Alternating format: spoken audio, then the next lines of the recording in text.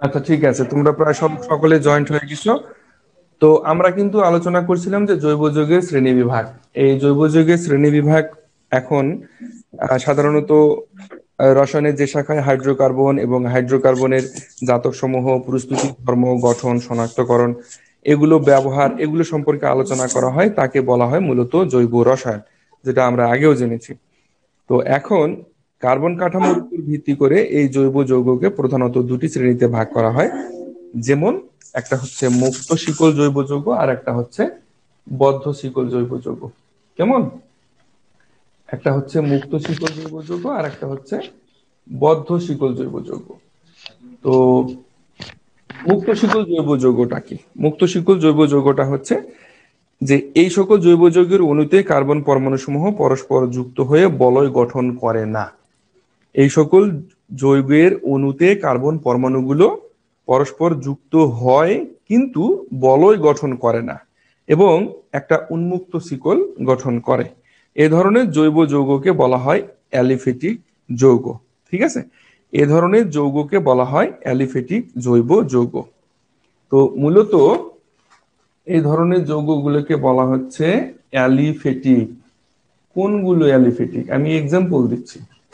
Aliphatic জৈব যৌগ, এই ধরনের যৌগগুলোকে বলা হয় অ্যালিফেটিক যৌগ। তো অ্যালিফেটিক যৌগগুলো কোনগুলো? যেগুলো হচ্ছে সরল শিকল। হ্যাঁ, যেমন ধরো CH3, CH2, CH3। তো এই ধরনের দেখো, এই যৌগগুলো কিন্তু বলয়যুক্ত জৈব যৌগ নয়। CH3, CH2, CH3, তো এগুলো কি? এগুলো হচ্ছে সরল শিকল। তো এর মধ্যে যদি শাখাও থাকে তবুও কিন্তু সেটা অ্যালিফেটিক যৌগের মধ্যেই পড়বে। কিন্তু যদি বলয় গঠন করে, বলয়, বলয়টা আবার কি? বলয়ের একটা এক্সাম্পল দেই। তোমরা বেনজিনের নাম নিশ্চয়ই শুনে থাকবে, যে এই যে বেনজিন, এই বেনজিনটা হচ্ছে, এটা আমাদের একটা বলয়। হুম, এই যে বেনজিন, এই বেনজিনটা হচ্ছে, এটা আমাদের একটা বলয়, তাই না?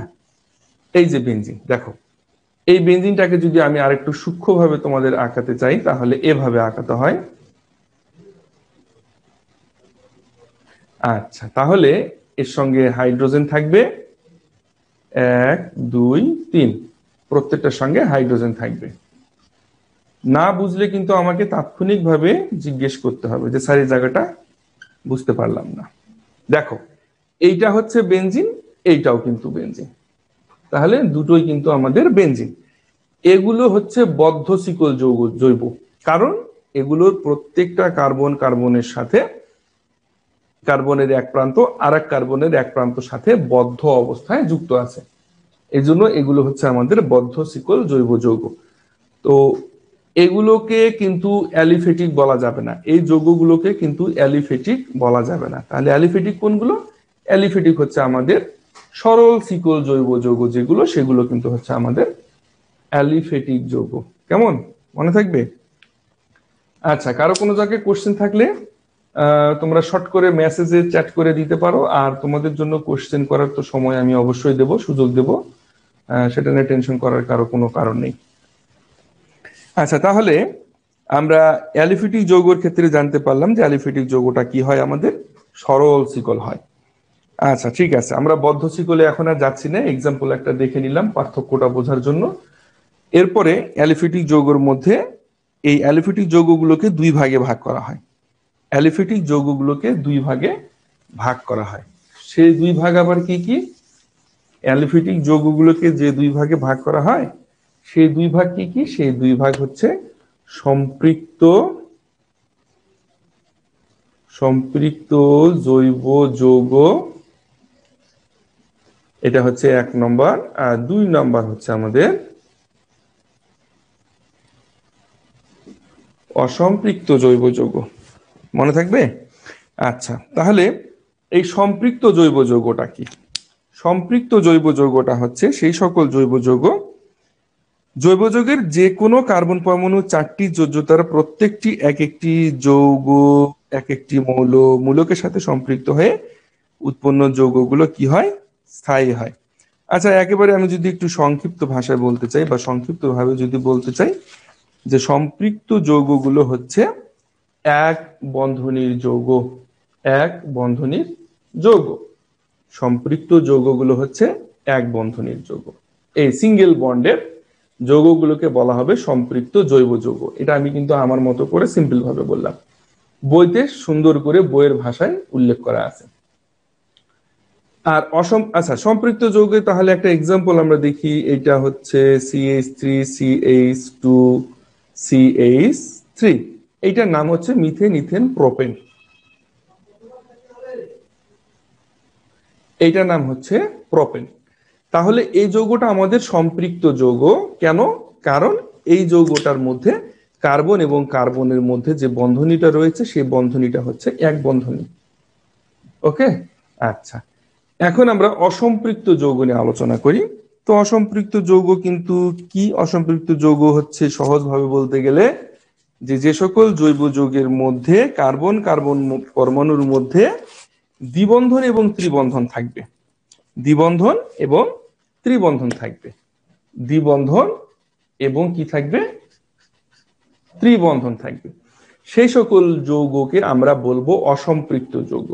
যেমন আমরা এক্সাম্পল দেখি, CH2 ডাবল বন্ড CH2, এটার নাম হচ্ছে দুই কার্বন হলে কি হয়। এগুলো নিয়ে আমরা আরো ডিটেলস আলোচনা করব। দুই বন্ধন হলে এটা কিভাবে নাম হলো ইথিন, সেগুলো নিয়ে আমরা আলোচনা করব। তাহলে এই যে CH2 ডাবল বন্ড CH2, এটা নাম হচ্ছে ইথিন। তাহলে তিন বন্ধনের একটা আমরা দেখি, CH ট্রিপল বন্ড CH, এইটার নাম হচ্ছে ইথাইন। এটার নাম হচ্ছে ইথাইন। এভাবে যে সকল জৈব যৌগের মধ্যে কার্বন এবং কার্বনের মধ্যে দ্বিবন্ধন থাকবে অথবা তিন বন্ধন থাকবে, সে সকল যৌগকে একদম সহজ ভাষায় আমরা বলতে পারবো অসম্পৃক্ত যৌগ। বোঝা গেছে কি জানি? আমি তোমাদের সবাইকে আনমিউট করে দিলাম। কারো কিছু বলার থাকলে, কোনো প্রশ্ন করার থাকলে তোমরা নিজের মাইকটাকে আনমিউট করে নিয়ে প্রশ্ন করতে পারো। জি স্যার, বুঝছি স্যার, এগুলো 19 এ অনেক বুঝছি স্যার। স্যার, এখন আমি ভালো বলইটা বুঝতে পারিনি। আচ্ছা, এগুলো 19 তোমরা পড়ে আসছো সেটা আমি জানি, তারপরও যার যদি কারো কোনো প্রশ্ন থাকে তাহলে বলো বলো বলো, সমস্যা নেই। স্যার আমি বলই বুঝতে পারি নাই। বলই। আচ্ছা, বলয় বুঝতে পারোনি। বলয়টা আমরা আপাতত বুঝে নাও যে বলয়টা হচ্ছে এই যে বেঞ্জিনের মাঝে যে গোল দাগটা থাকতেছে, এইটা হচ্ছে বলয়। আপাতত এইটাই বোঝো। আরো ডিটেলসে আমরা পরবর্তী।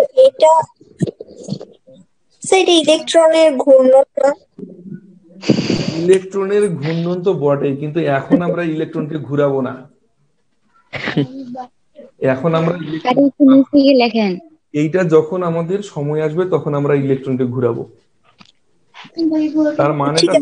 তার মানেটা হচ্ছে এখন তোমরা যেটা টপিক, সেই টপিকসের মধ্যে শুধু এটাই জানো যে এটা একটা বদ্ধ শিকল যৌগ এবং এই যৌগগুলো সাধারণত বলয়ের মধ্যে থাকে। সাধারণত, সবসময় যে তাই হয় তা কিন্তু নয়। সবসময় যে তাই থাকবে তা কিন্তু নয়। বদ্ধ শিকল যৌগগুলো যে সবসময় বলয় আকৃতির হয় তা কিন্তু নয়, আমি আবারও বলছি। ঠিক আছে? তো এগুলো আমরা নেক্সটে ধীরে ধীরে ধীরে ধীরে সব জানতে পারবো। বললাম তো, আমি তোমাদেরকে এই টপিকস পড়াবো আর তোমাদের কাছ থেকে কোশ্চেন শুনবো। আচ্ছা, এখন পর্যন্ত তাহলে আর মনে হয় এর মধ্যে কারো কোনো কোশ্চেন নাই? আচ্ছা, থ্যাংক ইউ। তাহলে তোমাদের মাইকটা আমি আবার অফ করে দিচ্ছি, দিয়ে আমি নেক্সট আলোচনা করতেছি। নেক্সট আমাদের আলোচনা হচ্ছে, সেটা হচ্ছে আমাদের বদ্ধ শিকল যৌগ। তো এতক্ষণ আমরা জানতে পারলাম কি মুক্ত শিকল যৌগ নিয়ে, জৈব যৌগ নিয়ে আলোচনা করলাম। এখন আমরা জানবো বদ্ধ শিকল জৈব যৌগ। তো এই বদ্ধ শিকল জৈব যৌগগুলা কি রকম? সেটা হচ্ছে যে সকল জৈব যৌগের অণুতে কি হয়, কার্বন পরমাণু সমূহের পরস্পর সংযুক্তির ফলে সৃষ্ট শিকলের দুই প্রান্ত যুক্ত হয়, কার্বন শিকলের দুই প্রান্ত যুক্ত হয়ে চক্র গঠন করে, অথবা কার্বনের সাথে হেটারো পরমাণু, যেমন কার্বন এবং হাইড্রোজেন ছাড়া যে পরমাণুগুলো থাকে সেগুলোকে কিন্তু বলা হয় হেটারো পরমাণু। এটা মনে রাখবা। কার্বন এবং হাইড্রোজেন ছাড়া যে পরমাণুগুলো থাকে, যেমন তোমার হচ্ছে অক্সিজেন, সালফার, নাইট্রোজেন, হ্যাঁ, এই ধরনের যে পরমাণুগুলো যুক্ত থাকবে যে সকল যৌগের মধ্যে, সেই যৌগগুলোকে বলা হবে হেটারো পরমাণু। অর্থাৎ এই পরমাণুগুলোকে বলা হয় হেটারো পরমাণু। তো এই যে হেটারো পরমাণুগুলো যুক্ত থাকবে কি, যুক্ত হয়ে তারা সাধারণত বলয় গঠন করবে অথবা চক্র গঠন করবে, তাদেরকে আমরা বলতে পারবো বদ্ধ শিকল যৌগ। এই সকল যৌগের দুটি পাশাপাশি কার্বন পরমাণুর মধ্যে একক বন্ধন বা দ্বিবন্ধনও থাকতে পারে। এটা কিন্তু আমাদের এক্সাম্পলটা হচ্ছে যে বদ্ধ শিকল জৈব যৌগের। যেমন দেখো, যেমন হচ্ছে CH2, এখানে CH2, এখানে CH2, এই যৌগটার নাম হচ্ছে আমাদের সাইক্লোপ্রোপেন।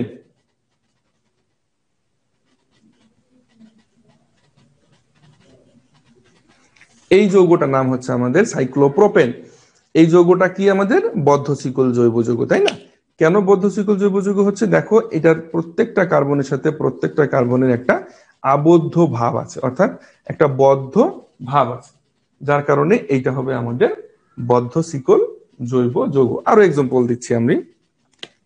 মনে করো একটা হেটারো যৌগ নিয়ে দেখি।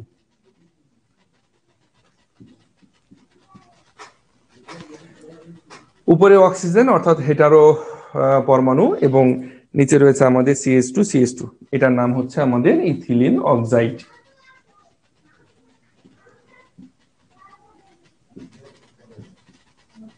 এর নাম হচ্ছে আমাদের ইথিলিন অক্সাইড, ঠিক আছে? আচ্ছা, তারপরে ইতিপূর্বে আমরা দেখেছিলাম বদ্ধ শিকল জৈব যৌগের এক্সাম্পল, সেটা কি বেনজিন। আচ্ছা, এখন তোমরা অনেকেই একটা কাজ করো বা ভুল করে থাকো, এই বেনজিনের মধ্যে যে রিংটা আছে বা বলয়টা আছে, এই বলয়টা অনেকে কি করো জানো, একদম এরকম করে বলয় দাও। এরকম করে বলয় দিলে কিন্তু হবে না, বলয়টা দিতে হবে একদম সুন্দর করে বড় করে ঘর ভরে। হ্যাঁ, কখনো এভাবে বলয় দিবে না। এভাবে বলয় দিলে মানে এত ছোট করে বলয় দিলে এটাকে আমরা কেটে দেব, একদম কেটে দেব। তাই সুন্দর করে তোমরা বলটাকে বড় করে দিয়ে দিবা, কেমন? আচ্ছা, এরপরে আর একটা হেটারো যৌগ আমরা দেখি, আর একটা হেটারো যৌগের এক্সাম্পল দেখি।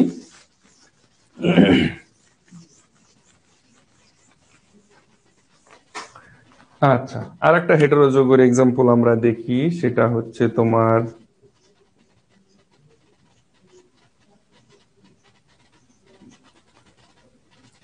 দেখো,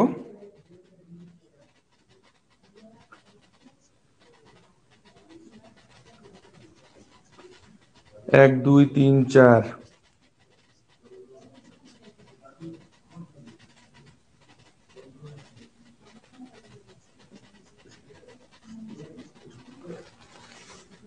হ্যাঁ, এটার নাম কি বলো?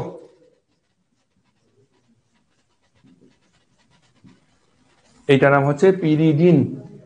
এইটার নাম হচ্ছে পিরিডিন। এইটার নাম হচ্ছে পিরিডিন, কেমন? আচ্ছা, এটাকে তোমরা এভাবেও লিখতে পারো,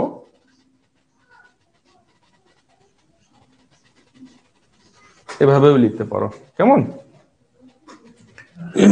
এভাবেও তোমরা কিন্তু লিখতে পারো। আচ্ছা, তো যাই হোক, আমার মনে হয় তোমরা বদ্ধ শিকল যে যৌগটা রয়েছে সেই বদ্ধ শিকল যৌগটা তোমরা বুঝতে পারছো। এখন এরপরে আমরা নেক্সট এক্সাম্পলে আসি। নেক্সট টপিকসটা হচ্ছে আমাদের যে চক্র গঠনকারী পরমাণু সমূহের প্রকৃতির উপর ভিত্তি করে এই বদ্ধ শিকল যৌগগুলোকে আবার দুইটি উপশ্রেণীতে ভাগ করা হয়। একটা হচ্ছে কার্বোসাইক্লিক বা হোমোসাইক্লিক যৌগ। এক নম্বর হচ্ছে কার্বোসাইক্লিক বা হোমোসাইক্লিক।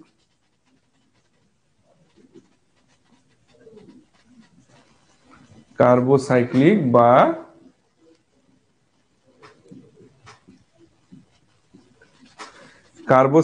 বা হোমোসাইক্লিক, আর 2 নাম্বার হচ্ছে আমাদের হেটারোসাইক্লিক।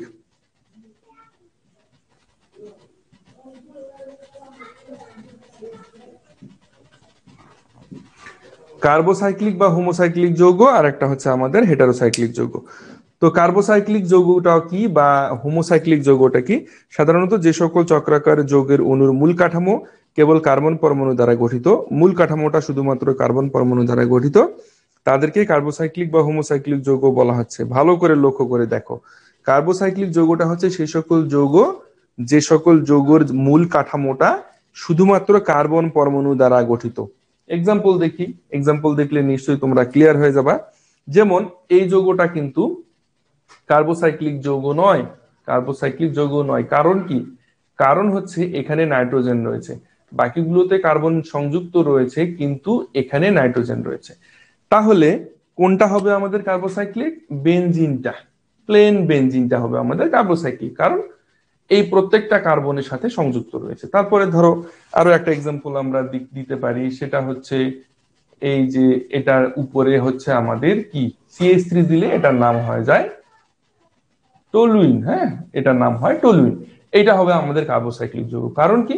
কারণ এই যে বলয় যে যৌগটা রয়েছে, এই বলয় যৌগটার মধ্যে প্রত্যেকটার সাথে প্রত্যেকটার কার্বন পরমাণুর রিলেশন অর্থাৎ অ্যাটাচমেন্ট রয়েছে। ওকে, কার্বন কার্বন পরমাণুর অ্যাটাচমেন্ট আছে। কিন্তু যদি কার্বন, যেমন এখানে নাইট্রোজেন আছে, কার্বন কার্বন এইদিকে আছে কিন্তু এখানে একটা নাইট্রোজেন আছে, যার কারণে এটা কিন্তু কার্বোসাইক্লিক নয়। এটা বদ্ধশিকল, ঠিক আছে, কিন্তু কার্বোসাইক্লিক নয়। এটা বদ্ধশিকল কিন্তু কার্বোসাইক্লিক, এটাও বদ্ধশিকল। কেমন? আচ্ছা, এরপরে আসি আমরা হেটারোসাইক্লিক। আমি তোমাদেরকে সুযোগ দিব, কোনো জায়গায় বুঝতে অসুবিধা থাকলে আমি তোমাদের কাছে কোশ্চেন নেব, অসুবিধা নেই। আচ্ছা, এরপরে আসি আমরা আচ্ছা আচ্ছা ঠিক আছে, এ পর্যন্তই তোমাদের কাছে একটু কোশ্চেন নেই আমি, কারণ অনেকের হয়তো বা কোশ্চেন থাকতে পারে। হ্যাঁ, তোমাদেরকে আনমিউট করে দিলাম, বলো তোমাদের কারো কোনো কোশ্চেন আছে নাকি এ পর্যন্ত? স্যার আরেকবার বুঝাইতেন। কোন জায়গাটা? স্যার বই যে পিরিজিনের নিচে থেকে। পিরিডিনের নিচে থেকে? পিরিডিনের নিচে থেকে ওভাবে বললে কেমন করে হয় স্যার? সেটা হচ্ছে কি, দেখো এই পিরিডিনের নিচেটা হচ্ছে যে সাধারণত চক্র গঠনকারী পরমাণুর উপর ভিত্তি করে আমরা বদ্ধশিকল যৌগগুলোকে দুটি উপশ্রেণীতে ভাগ করতে পারি। বদ্ধশিকল যৌগগুলোকে দুটি উপশ্রেণীতে ভাগ করতে পারি। সেই দুটো উপশ্রেণী হচ্ছে একটা কার্বোসাইক্লিক বা হোমোসাইক্লিক। কার্বোসাইক্লিকটাকে হোমোসাইক্লিকও বলা হচ্ছে, আর 2 নাম্বারটা হচ্ছে আমাদের হেটারোসাইক্লিক যৌগ। তো কার্বোসাইক্লিক যৌগটা কোনটা? কার্বোসাইক্লিক যৌগটা হচ্ছে সেই সকল যৌগ, এগুলো কিন্তু সবই বদ্ধশিকল। হ্যাঁ, এগুলো কিন্তু সবই বদ্ধশিকল যৌগ। তো কার্বোসাইক্লিক যৌগ সেই সকল যৌগ যে সকল যৌগের মধ্যে যে এই যে যেটা বন্ধন থাকবে, কার্বন কার্বন পরমাণুর মধ্যে বন্ধনটা থাকবে। যেমন দেখো বেনজিনের ক্ষেত্রে প্রত্যেকটার সাথে প্রত্যেকটার কার্বনের সংযোগ আছে না? কিন্তু এই পিরিডিনের ক্ষেত্রে কিন্তু দেখো প্রত্যেকটা কার্বনের সাথে এইদিকে আছে, কিন্তু এখানে আবার মাঝখানে নাইট্রোজেন